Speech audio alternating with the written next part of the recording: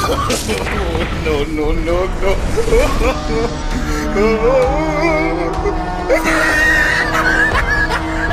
Despite their track record as a game development company, I admit I was a little bit hyped when the first trailer for the Fallout show came out. The props and costume design looked great, I was happy they would be showing multiple protagonists with various backgrounds and worldviews. The CGI looked competent enough, I thought the locations captured the essence of the world, and I could at least understand their decision to change things for practical reasons, such as the makeup for the ghoul being a bit more streamlined. And then the show came out, and hey howdy hey, Bethesda can be proud that not only are they fucking up the lore and the world in their games, but they're doing it with the TV show as well. To be honest, the only other thing I think of that they fucked up was the fight choreography. So if that was their only fault, and if they nailed the writing, this could have been an amazing TV show. But instead, the writers not only didn't seem to know or learn about what's going on within the game world, but they apparently didn't bother to talk to each other during the making of this series. Well,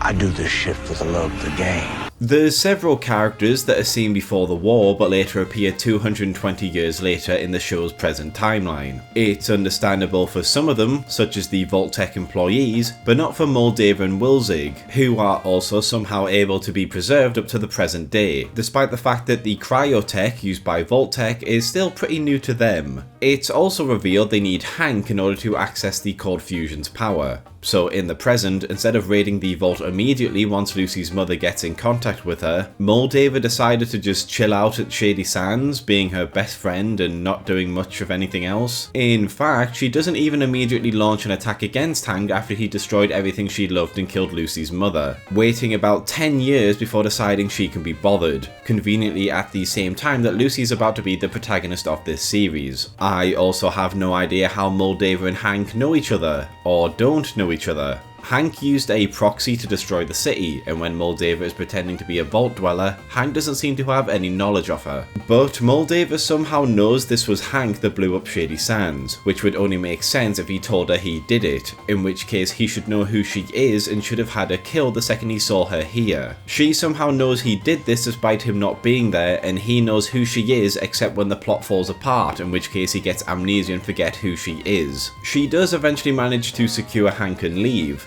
She does this by infiltrating Vault 32, one of the other vaults linked to Vault 33 where Hank is, as Vault 32 decided to all kill each other once they learned they were being used as guinea pigs instead of just, I don't know, leaving or warning the other vaults. Her group then pretend to be from Vault 32 and disperse into Vault 33. She then tells her group to start randomly massacring the other vault dwellers, most of which she knows aren't people from before the war and are entirely innocent, including Lucy, who she also allows to be sexually assaulted for, I don't know, shits and giggles. She then kidnaps Hank, but not before setting a bomb that would kill a group of vault dwellers for, again, I don't have any other answer other than shits and giggles. This is the good guy, by the way. You one crazy ass bitch! Anyways, towards the end of the first season we learn that Hank is in fact the bad guy, because he and the other Vault-Tec managers in Vault 31 had a plan laid out for them. What was their plan? Well, they were gonna nuke the entire planet, and once every human on the planet was dead, they would then rise from the ashes and lay their own corporate created society in its wake, because that's apparently the next stage of capitalism. Nuking everyone who can buy your products and services and destroying everything that can create your products and services. Except, as we learn in Season 2, the plan was actually for Hank to use these brain boxes on humans on the surface to help create the perfect utopia, which wouldn't be possible if all the humans were dead. Except that doesn't make sense either, as he knows who House is and his goals of establishing his own territory for himself overseeing it, and Hank seems to be aware of this and not fussed about it. Except then it turns out that Hank is working for an organisation that wouldn't exist until a few decades after the war happened. Overall, I have no clue what the end goal of this Vault-Tec experiment was, what Hank's desires are, or why he was chosen to work for the Enclave.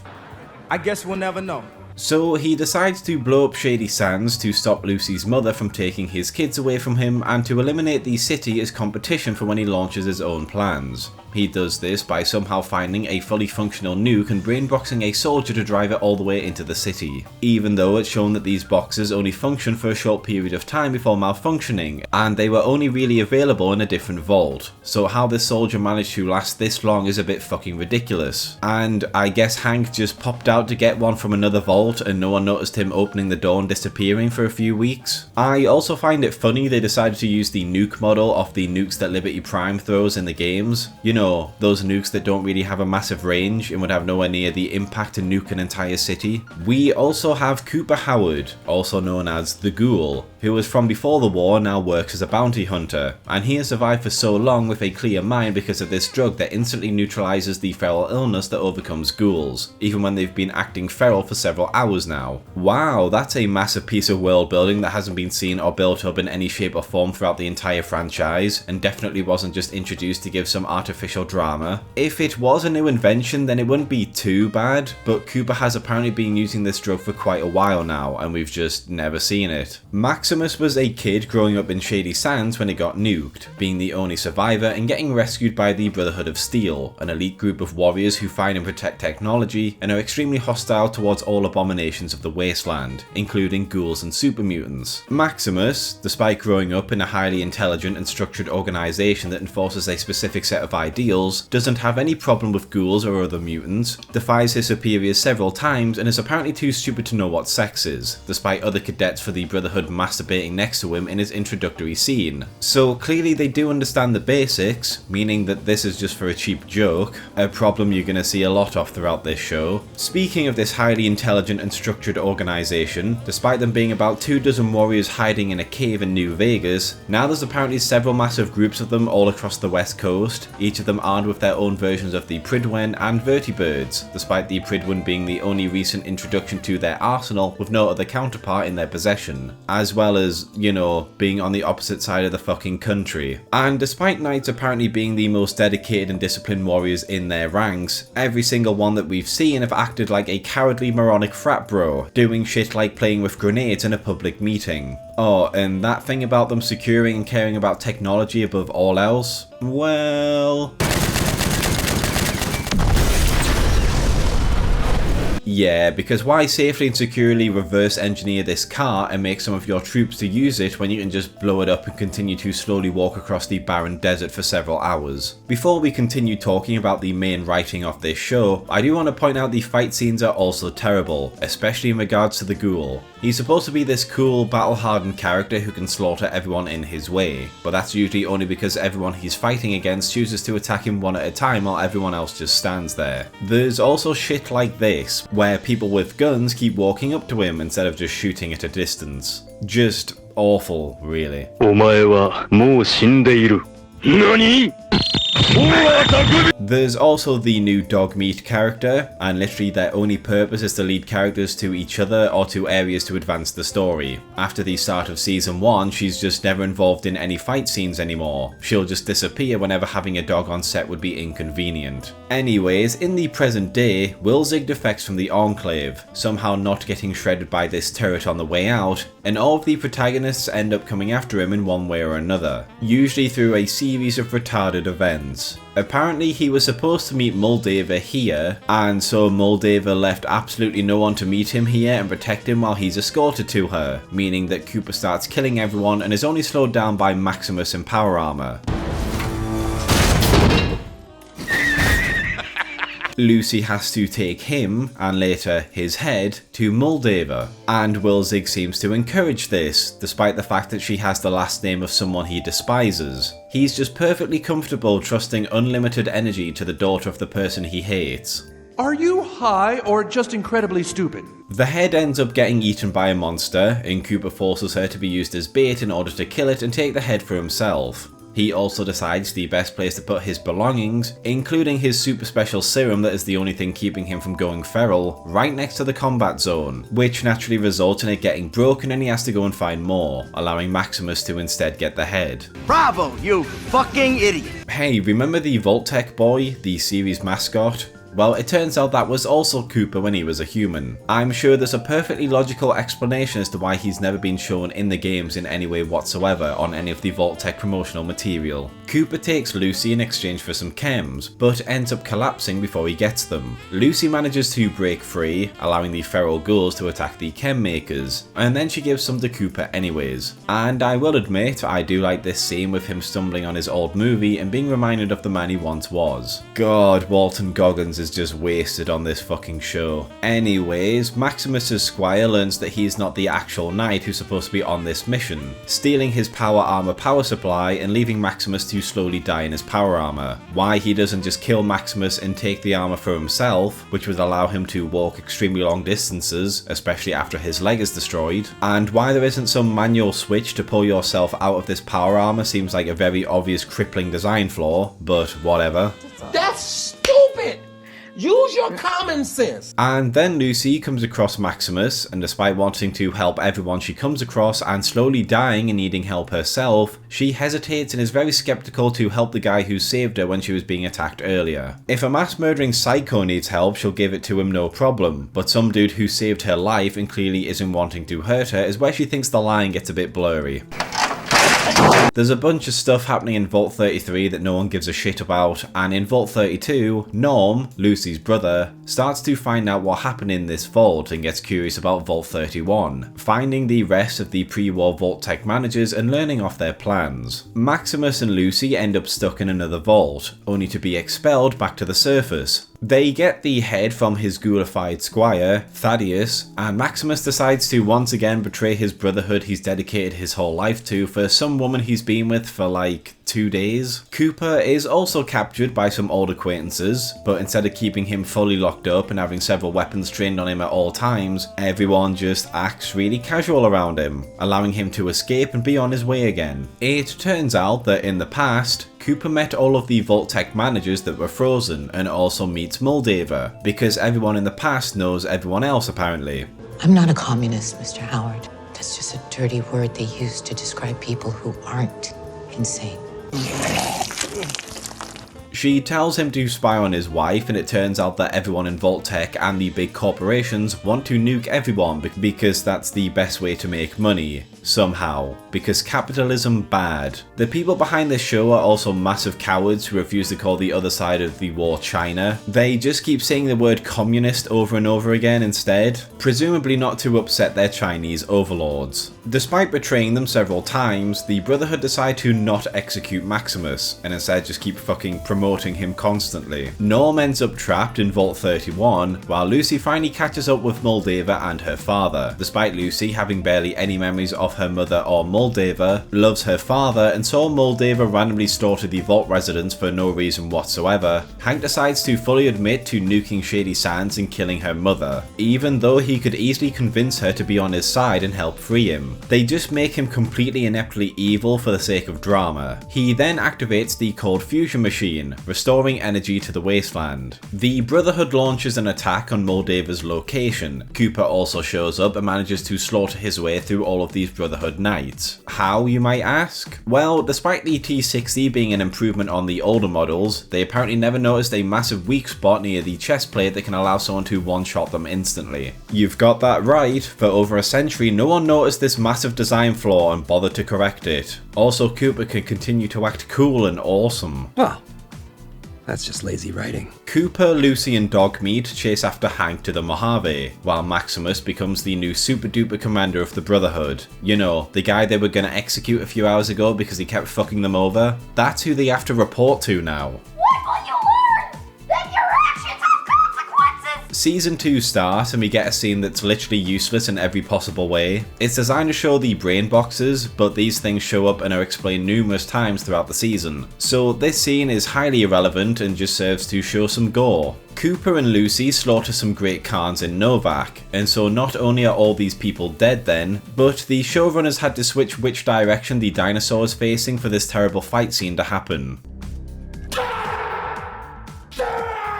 They keep following Hank's trail, where they see he entered a vault that had the brain boxes in, with him taking them to a facility to keep working and improving on them. Seriously, how has no one discovered this giant fucking Vault Tech facility? It's huge. It's apparently near the city of Vegas, and yet there's not a single indication of any Vault Tech facility this big in the wasteland. Norm also starts to awaken the other Vault Tech managers to escape Vault 31. We move on to a flashback of Shady Sands being nuked, and I've already talked about how stupid that shit is, before we cut to Maximus retrieving a key, which opens the door to Area 51, and they hold a meeting with the other Brotherhood faction members about leading an assault against the East Coast Brotherhood. How did the West Coast Brotherhood get this big? Why have they all split up into different groups that all hate each other and have different ideals? Why do they all hate the East Coast Brotherhood? Not a fucking clue. They just want power and the East Coast has the most of it, so they're the enemy now apparently. They also just allow members of the Brotherhood to fight for the death for no reason at all, which is especially weird as Maximus is now some high-ranking figure in this Brotherhood, and the elders were happy to just have him stabbed to death. The scene is made all the more awkward when a representative from the East Coast arrives to meet them, played by Kumail Nanjiani.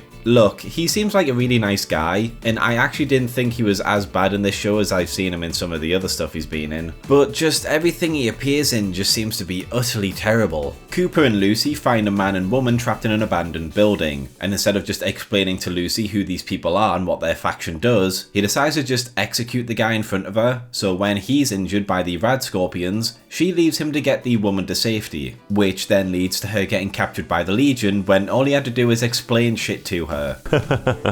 Kill yourself. Hank is continuing to improve the brain boxes, and as Cooper struggles to recover from the venom, he has flashbacks to the weird guy from the season intro meeting Cooper in the bathroom, just talking vague nonsense to him, because why have a normal conversation when you can be ominous instead? The only reason why this scene exists is to make a dick joke. Because a vet would know better than to talk politics when a man has his dick in his hand.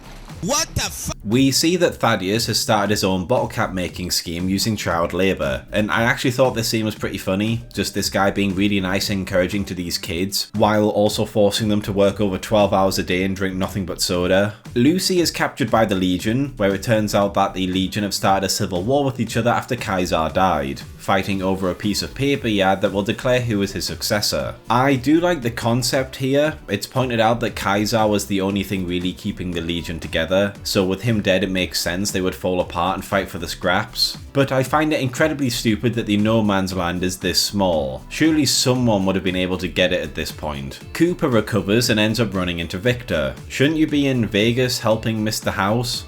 Who fucking cares at this point? They need someone to get Cooper to the NCR, so they put Victor here for some fan service and some ominous dialogue, because that's all they know what to fucking do at this point. In the Brotherhood, the elders shame Maximus for offering to kill Harkness, the representative from the East Coast, because leading an assault against an entire group of their own men is fine, but Maximus killing one dude is too far apparently. You're a fucking idiot. Maximus and Harkness end up bonding a bit and they go on a mission together. Cooper and Dogmeat go looking for the NCR, where they come across 3 soldiers. The NCR, surprisingly, aren't going to launch an assault against the Legion to rescue one person, with Cooper leaving them after they give him a small pep talk. Maximus and Harkness enter a facility, where we see one of the worst fight scenes I've ever seen in a piece of media.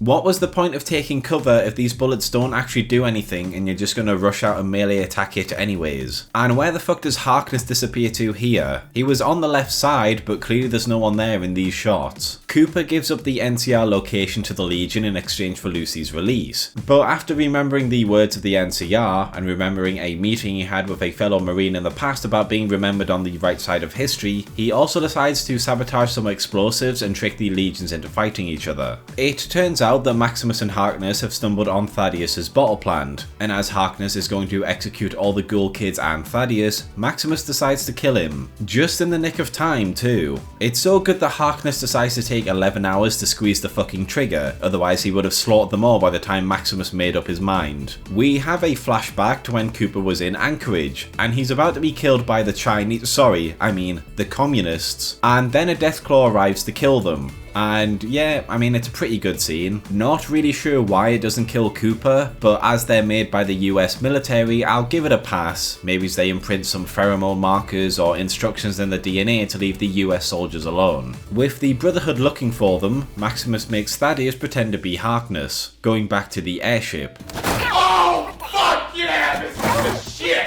Kill me now! As Lucy recovers at the NCR base Cooper brought her to, giving them some weapons before they leave. There's a storyline in the vault about inbreeding or some shit. You know, that thing they explicitly try to avoid, as mentioned in the first fucking episode of the show. It's not a sustainable long-term sexual practice, you know?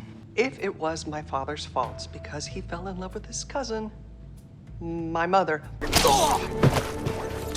fucking job, but you couldn't fucking do that! And Norm is scavenging on the surface, trying to lead the vault managers, while the two remaining vaults struggle to cooperate so they all survive, with their conversation being eavesdropped on by the stealthiest fat man in the universe. Lucy has become addicted to the drugs the NCR gave her, choosing to keep doing drugs to keep the withdrawal symptoms away. The next scene I'm a bit mixed about. They come across some ghouls blocking the way, and while Cooper wants to go around, Lucy decides to just blast through to get into Vegas. Now, obviously I fucking hate that they wiped out the Kings. I don't know why Cooper is acting like this small band of ghouls is a big deal when we've seen him fight much greater odds, and once again the fight choreography isn't great, with the Kings appearing and disappearing in each cut. But there's a few things I do like. I like that the ghouls keep dancing like Elvis even when they're feral. They remember that feral ghouls don't attack normal ghouls unless they're attacking them first. And there's a pretty good scene where Cooper is simultaneously enjoying and worried about how dark Lucy is acting towards the slaughter of feral ghouls, something he is dangerously close to becoming himself. After securing the child cadets, Dane then just walks up to the cold fusion device, the most important piece of technology, probably anywhere on the planet at this point,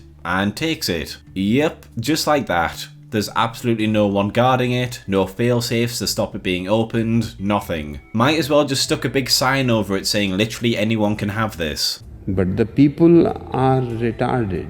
They don't choose to do the things they have to do, they just keep happening. So the writers are literally admitting they just keep having random shit happen with Maximus to keep the story going. Fuck my life. Quintus tries to kill Maximus after finding out he killed one of their own to save the ghoul children, and Dane stealing the cold fusion causes civil war to happen between the other factions. Maximus and Thaddeus escape with the artifact as the Brotherhood starts to wipe each other out, and in the vault, people start to slowly figure out that something is wrong with their overseers. Lucy and Cooper arrive on the strip and discover it's been completely destroyed.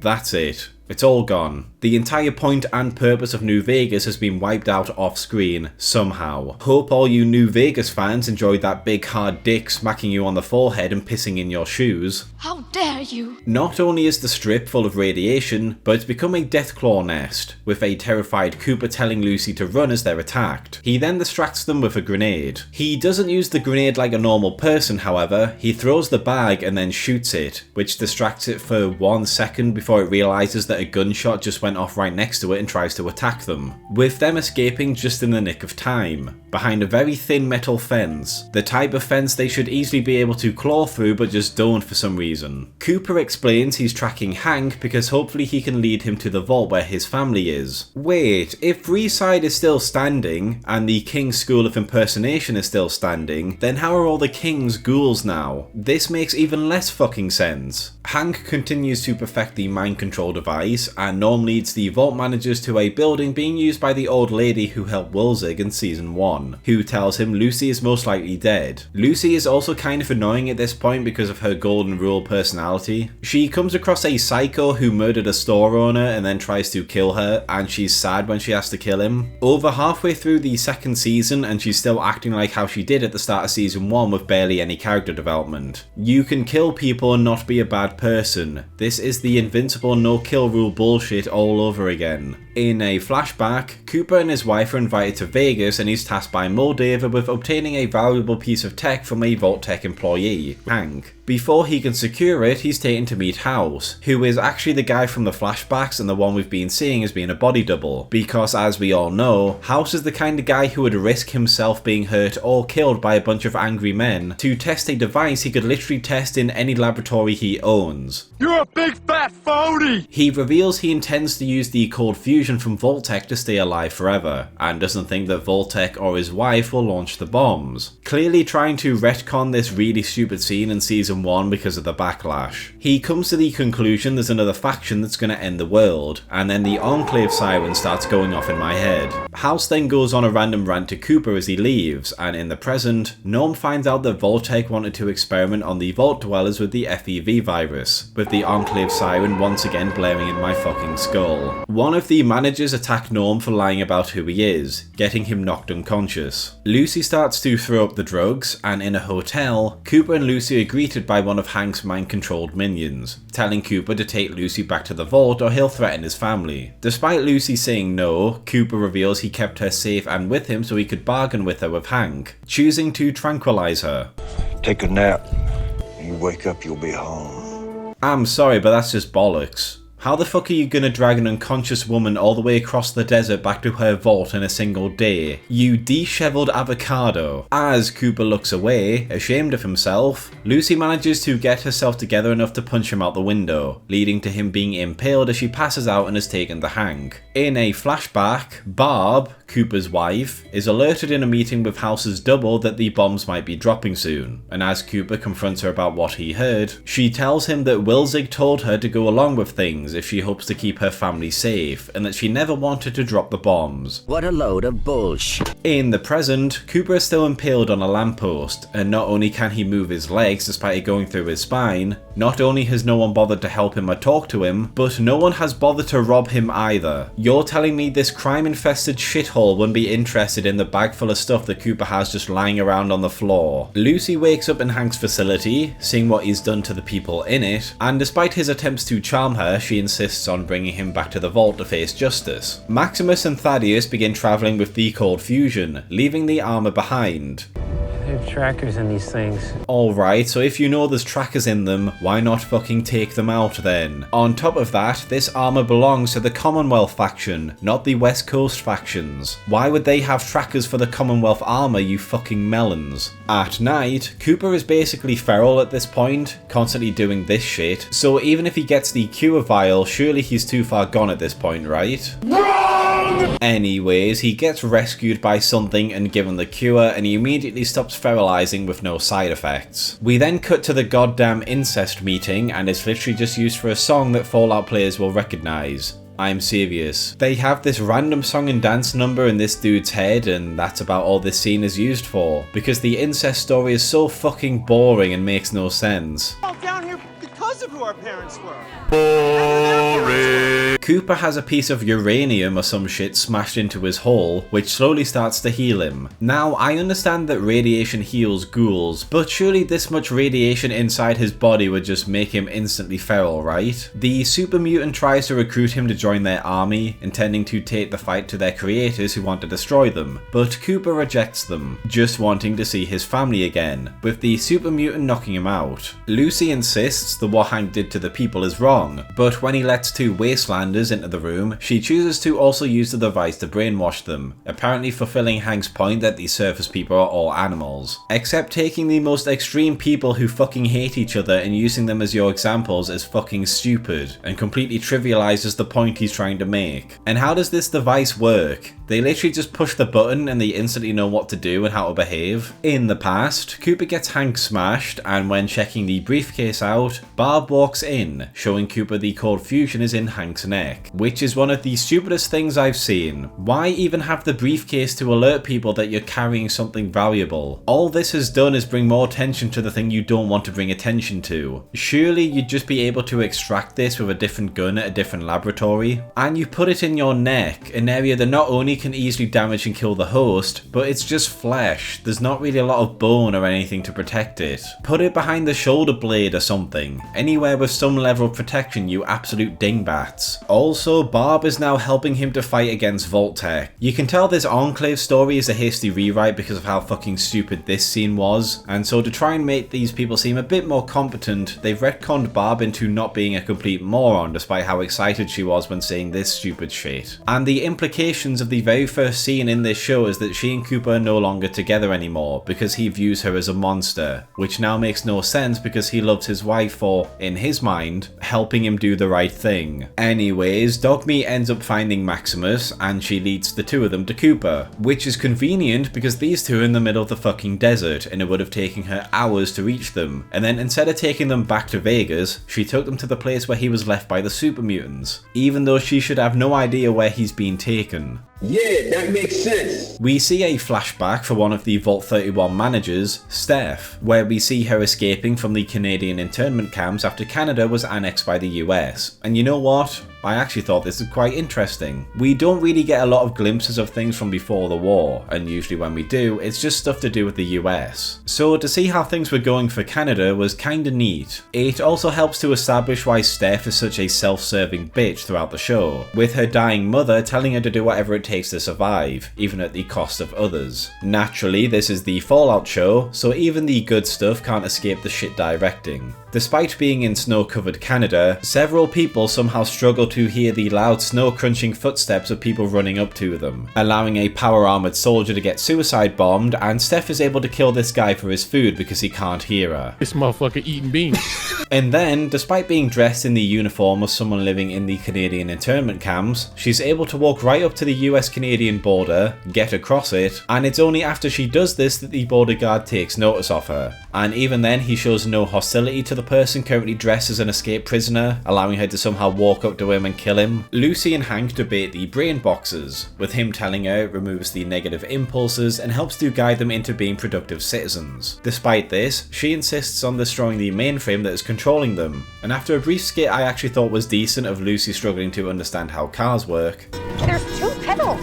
I know, but you just use one foot for both pedals. That doesn't make any sense. They reach the mainframe. Lucy hesitates when she sees that one of the violent people she subdued earlier is now mopping the floors, and she realises that this device could be used on the rest of the Legion and others like them. Don't know why she's having this realisation here. Personally, I would have had this realisation earlier, when you saw 2 people who completely fucking hated each other and tried to murder each other, completely stopped their attacks and started being buddy-buddy instead. This just seems like filler to keep the plotline going a bit longer. Cooper, Maximus and Thaddeus go to an old NCR camp, which not only does Cooper know about, but has been left completely untouched by all the wastelanders who are looking for resources, with there being shitloads of weapons and even power armor left completely unguarded and no one bothered to just take them. Cooper explains the Deathclaw nest and then demands to know why Maximus has the cold fusion, with him explaining he's going to give it to Lucy as she's a good person. A good person with no army or resources to do fucking anything with it, you dunce. What exactly do you expect her to do with this, especially as other people, like the Brotherhood, will be hunting her down for it? In the past, Cooper tells a maid to take Hank back to his room, with it discovered that the maid is Steph, who asks about getting into the vault. He tells her to ask Hank, and the next morning he goes to meet a representative of the US government, telling her about Vault-Tech's plans and the cold fusion, offering to give it to the president so they can solve the energy crisis. As they gear up,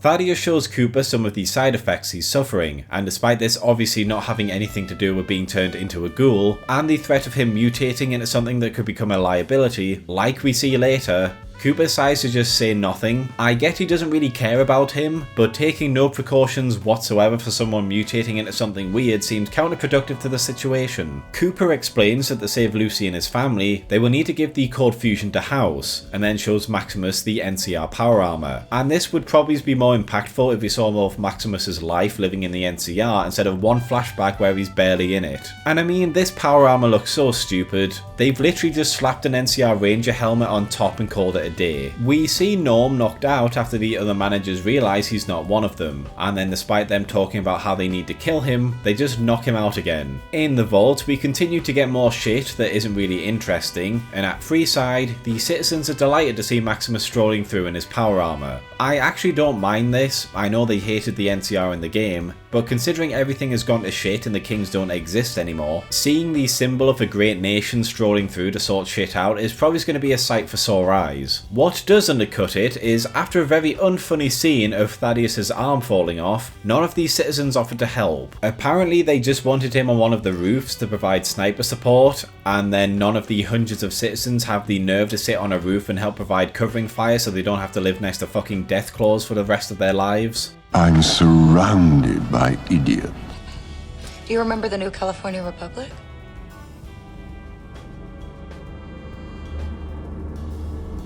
Now, despite her now knowing that the people with these brain boxes seem to have their personalities wiped entirely, and that now would probably be the best time to really lay down your plans and benefits to get her on your side, Hank instead decides to say, yes, not only am I gonna wipe out the personalities of the Legion, but also the NCR and the other people living in the wasteland with all of their lives stolen so I can create my own slave army. 'Cause I'm evil. Naturally, this leads to Lucy completely going against him and going to the mainframe. Norm is freed by the only manager that was nice to him, and instead of immediately running away, he decides to just send out a message that he has no idea will be received by anyone, leading him to get immediately recaptured. Steph is getting married to some colossal pushover when he reveals that she's a Canadian that is over 200 years old. He does this by showing them her pre-war ID, why she would have kept this when she moved to America, and why she decided to have it in an easy to open drawer instead of a safe is beyond me. So Steph hides herself away as the vault rebels against her. Maximus and Cooper open the loud, rattly metal gate, and none of the Deathclaws notice they've entered the strip. What's the strategy? You didn't think to have this conversation before you entered the hostile death zone? Despite the Lucky 38 being just on their left, they then decide to just stand there until a Deathclaw notices them, where Maximus then attacks it. Cooper continues to stand there not doing anything despite Maximus's distraction, only deciding to move right when Maximus is about to get stuck into the car. Now, we saw earlier that Deathclaws have no problems tearing through metal, and despite the damage Maximus just did to it, it decides to just leave him there and not kill him so it control Cooper, who decides to slowly walk to the entrance instead of sprint to it. As Cooper is about to be eaten, Maximus reappears from the right side of the screen, despite him being stuck in the car that's on the left. He just teleported to the opposite side of the Deathclaw to kill it in one slash. Despite Maximus's main concern being to get the Cold Fusion to House so Lucy can be saved, he decides to not go with Cooper to make sure he gets to House safely, instead choosing to fight two more Deathclaws at once for no reason whatsoever. This ends up fucking things up for both the people in Freeside and the writing. It fucks things up for the people because Maximus has now unleashed the Deathclaws onto Freeside for no reason whatsoever. And on the writing side, the Deathclaws end up smashing him through the gate, meaning that, yes, the Deathclaws have the ability to smash through the gate and decided to just not for some reason. On top of this, despite the one thing between them and certain oblivion now removed, the town people decide to just crowd around Maximus and look at him instead of running for their lives because the giant death lizards now have access to their homes. You don't deserve to live! As Cooper goes to put the Cold Fusion device into House's machinery, we see in the past that the representative got him a meeting with the president, with Cooper giving him the Cold Fusion. As Lucy goes to shut down the mainframe, she finds that it's being powered by the head of the representative, and as the Cold Fusion powers up, Mr. House comes back. Well, hello, old chum. Ah, yes, because that's the kind of dialogue House is known for, isn't it? We see that, even though the Legion camps were incredibly small and right next to each other, the fighting between them has been going on for several days, despite their tactics being rush out into the open and then die. The Legate manages to find Kaiser's note, only to find out that it reads that he is the only Kaiser and that the Legion should die when he does. The Legate kills the witness who saw him reading the paper, destroys the note, takes Kaiser's crown, and then everyone just stops fighting and supports him. These people have been brutalizing each other for years now for even going near this note, and now someone claims to be the new Kaiser and no one has any objections to this or demands to see the paper. They all of a sudden just don't care about the thing they've been fighting for years. Is this a joke? Cooper threatens to destroy the Cold Fusion if House doesn't get him to his family, with House agreeing, providing him with a Pip-Boy to access the management vault. As the Deathclaws march into Freeside and the citizens run for cover, Maximus then just starts one-shotting the Deathclaws with rockets from the power armor. So why the fuck didn't you use this before, you absolute cretin? Maximus then decides to just stop using the rockets and starts to fist fight them instead. Oh boy, this must have meant he's run out of them, because if he randomly has rockets later, that would be cataclysmically stupid. In the mainframe, the representative asks Lucy to kill her, and it's supposed to be this big moral dilemma for Lucy for not wanting to kill someone, but fucking look at her. She's a half-deformed head in a jar begging for you to kill her. Doing this is not the mean option here. Maybe you could stop being such a little bitch.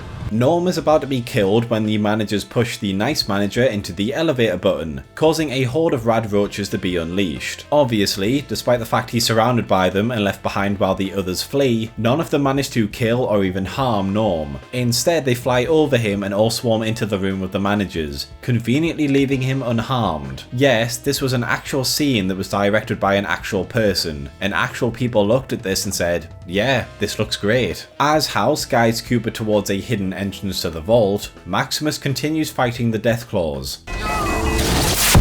If you had the one-shot missiles left, why did you stop using them, you crusty butt plug? It's a good bit of fortune that all of these Deathclaws decide to fight him one at a time, isn't it? We then get a scene where Thaddeus shows everyone he has 500 caps on him, and no one from fucking Freeside decides to rob him. House reveals that Hank was actually working with the Enclave, and that they outsmarted even himself. The man who was so smart he managed to save an entire city from being wiped out by nuclear warheads was outsmarted by a bunch of unorganized fucktards that were hiding in bunkers for the first few decades of the apocalypse because they had no idea what to do now that the US government was wiped out. That's who outsmarted him. You can tell the love and attention that was poured into this show, can't you? In the past, we see Cooper at the train station when Hank and Steph arrive, with the two now engaged. As Cooper and Barb walk away, a telephone rings, and in the present, Hank attempts to force a miniaturized brain box to be inserted into Lucy. You know if you lose this, we're all dead, right? I'm still in for 20. I fucking hate this show and how terrible it is trying to be quirky and funny. We see Maximus get mauled because he decided to turn his back on the fucking Death Lizard to thank Thaddeus for shooting it once. Bear in mind there's two more Deathclaws right behind this one, so it'll be interesting to see when they get teleported into the scene. Will it be right here when he's immobilized? Of course it fucking won't be. Cooper shows up and shoots Hank and his minion, giving Lucy a gun before leaving. As Hank lies bleeding, Lucy looks at the gun and then the brain box injector. As Maximus spends nearly a minute spazzing on the floor not doing anything, he leaves his damaged power armor, and now the Deathclaws are allowed to walk towards him again. One shot. These things can be killed by one shot to the head, and all of Freeside decided to just sit and hide instead of neutralizing these things immediately and then taking over the strip. I get that this is a 50 cal, but if one 50 cal bullet does this, think about how much damage hundreds of guns firing into these things would have done. Anyways, an entire NCR battalion appears and just starts killing the Deathclaws. Between California and New Vegas, Lucy and Cooper encountered only 3 soldiers on their travels, and considering everywhere else except Freeside is fucked, it's safe to say there's no outposts for them to have been chilling in either. And now just an entire battalion shows up. They just show up. This is not okay. On the surface, Hank reveals he sent his brain boxes to the Enclave so they can continue experimenting on people before activating his own brain box, wiping his memory and turning himself into a drone that doesn't even recognize Lucy. Lucy then decides to just stand around in the strip, and I understand this is an emotional moment for her, but the last time she was here she was being hunted by creatures so deadly even Cooper was afraid of them, so you might want to be careful when walking into the middle where there's no cover. Maximus arrives and then the two hug each other, and I gotta say, they make a very big emotional build up for characters who knew each other for about 2 days and then haven't seen each other since. As the angry Vault Tech dwellers continue to pursue Stephanie, she gets in contact with the Enclave through a Pip-Boy by sending a message to them. A message that can apparently travel through several miles of concrete and steel to reach the surface. Norm opens the door to find that every manager except for the nice one and all of the rad roaches are dead, allowing him to take her to safety. In the past, Cooper is arrested for some reason. Not entirely sure why, to be honest. It's implied the Enclave arrested him, but not only do the Enclave not exist until after the war, but Cooper gave the Cold Fusion to the US government, the people that will become the Enclave. So they're arresting him for giving them the thing they wanted. Right. In the vault, Cooper discovers that the cryopods are empty, but finds a postcard telling him to go to Colorado. Not sure why this would be here. If they were kidnapped by the Enclave, they sure as fuck wouldn't let them leave clues to where they're going to be held prisoner, and the Enclave have no reason to do this. So literally the plot fairy just tells Cooper what to do to keep the story going. It just inserts a magical postcard into the script. As the Legion approaches Vegas, Maximus and Lucy go up to the tower, and House just isn't a thing anymore. He's dead again. No idea how or why, he's just inactive. Cooper is shown in the wilderness going to Colorado. with dog meat. The dog meat that was in Freeside. This dog really does just teleport to whichever main character would benefit the most from having her, doesn't she? In a post-credit scene, Quintus is brought plans, and in an unironic bit of dialogue says this. Quintus, the unifier, is dead. Quintus, the destroyer, is born. Fucking hell, really bringing the A game to this dialogue, aren't you? And hey, remember this popular thing from the games? We're bringing it back, everyone. Yay! Get fucked. And that was the cliff notes for what's been going on in this show, because trust me, you could make a video 10 times longer discussing all the way this show fucks things up. It's already bad enough from a standalone point of view, but if you're a fan of this franchise, there's so many contradictions, retcons, out of character moments, and terrible world building that you're going to be very annoyed by the first season, never mind the second one. In terms of retcons, I'll give you a few small examples. In New Vegas, you can find the Vault 21 Hotel. It's explained by the manager that House didn't know there was a vault here and found it by accident when he was expanding and securing the strip after the war. He then won ownership of the vault in a card game and turned it into a hotel. But in the show, there's just advertisements for it before the bombs even dropped, and in fact, he knew about another vault that was right below him the whole time. Another retcon is when the bombs dropped. In the games, it's been established already that on the East Coast, the bombs started to drop at some point before noon, which means on the West Coast it should have been early morning. Yet in the show, on the West Coast, the bombs also dropped around noon when Cooper was doing a birthday party. And of course, the Enclave. The final remnants of a war-ruined US government that took decades to start expanding and taking control of the wasteland have now been turned into a government conspiracy group that were influencing events from the very beginning, and even caused the bombs to drop in the first place. You know, that group that's obsessed with removing radiation-plagued abominations and individuals? Yeah, they actually wanted the bombs to drop and everyone's DNA to get permanently fucked up by radiation. There's one final thing I want to talk about, and it's to do with this interview. We wanted to try as much as possible in our show to honor all gamers' experiences and all the choices they might make as they play the game, so we always wanted to avoid trying to make one canonical ending the ending that led to the events of the show. You wanted to honor gamers by not making anything canonical, so instead of putting any fucking effort into exploring another part of the US, introducing characters and organizations and places we haven't seen before, or even just making your own standalone show that isn't canon to the games, you decided to set everything in the same locations with the same organizations that we've been seeing in every game because you were too fucking lazy to put the work in. But you can't have anything be canon now, can you? Because that might upset people. So instead, you decide to tell them that every single choice they made and all the passion they put into exploring these worlds was all fucking pointless. Because all of it was destroyed and every choice meant jack shit. Hell, at least Season 1 gave us a narrative reason as to why Shady Sands went to shit. Season 2 just doesn't even bother to explain why the strip is a radioactive Deathclaw hellhole. It just is, because explaining why would explain parts of the plot from the game, and you can't have one of the New Vegas endings be canonical, can you? Degenerates like you belong on a cross. The Fallout TV show is not a show created from love. Todd Howard doesn't even seem to be aware of all the story beats or what the timeline of events for the world building even are. It's created to be a brand, to be funny and quirky for people who aren't familiar with the franchise, and to jangle keys in front of the fans who will just gobble it up because using your brain to spot bullshit is hard. I clapped when I saw it! It's designed to look nice because the core of this show is about as well constructed as a Chinese apartment complex. To summarise this review, this show is shit, Bethesda is shit, and the people supporting this garbage are shit. Thanks for watching, lads and lasses. If you enjoyed this video, please consider liking, subscribing and checking out some of my other videos. Sharing always helps, and if you're feeling really generous, please consider my Patreon or YouTube membership. But most of all, I just hope you had a great day, and hopefully I will see you in the next video.